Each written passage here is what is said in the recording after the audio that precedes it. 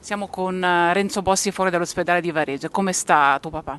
Bene, bene, è stato un attimo di spavento ma tutto tranquillo, è stato un piccolo intervento per un'ulcera, però risolto e tranquillissimo e già a chiedere i prossimi impegni che dovrà seguire nei prossimi giorni. Quindi anche di umore, diciamo, positivo, Ah, forte, tenace, pronto a lavorare di nuovo come sempre. Assolutamente, anzi era già preoccupato di dover magari cancellare qualche impegno di domani mattina.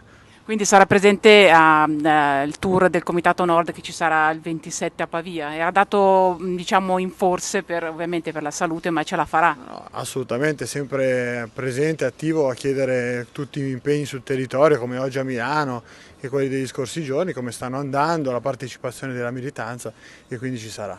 Ecco, la famiglia ha ricevuto anche un grande abbraccio, un affetto che va al di là dei partiti, delle appartenenze, perché insomma Umberto Bossi trascina questo affetto, al di là della politica forse anche. Sì, assolutamente.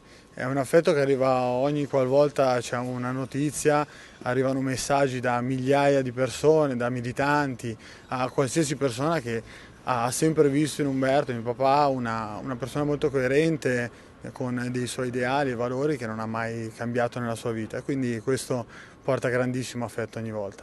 Oggi c'è stata questa visita da parte del Comitato Nord con l'europarlamentare Angelo Ciocca. Come ha trovato Bossi e il motivo di questa vostra presenza qui in gruppo a fargli forza? Ma il nostro motivo è quello di dare una vicinanza e un augurio di pronta guarigione, anche se il capo non ne ha bisogno, perché è già pronto, pronto a uscire, pronto ad esserci appunto il 27 col Comitato Nord al Castello di Giovenzano, quindi pronto a dare certezze a tanti militanti che aspettano da lui la giusta via.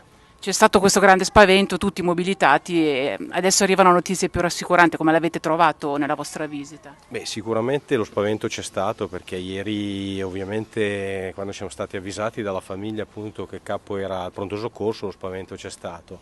Il pronto intervento della famiglia e l'alta professionalità dei medici però ha riportato subito lo spavento a delle risposte immediate che sono state risolutive.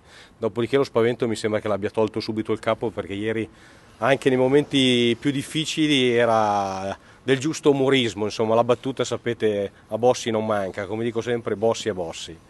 Ha voluto mandare un messaggio particolare, cioè ha chiesto dite fuori come sto, che sono pronto, che sono battagliero, ha dato un messaggio suo? No, come sempre ho detto, anche appena arrivato a pronto soccorso il problema era, "Osti, rischiamo di perdere qualche appuntamento che dovevo fare, però come sempre ha una forza incredibile che ha una capacità di avere in ogni momento.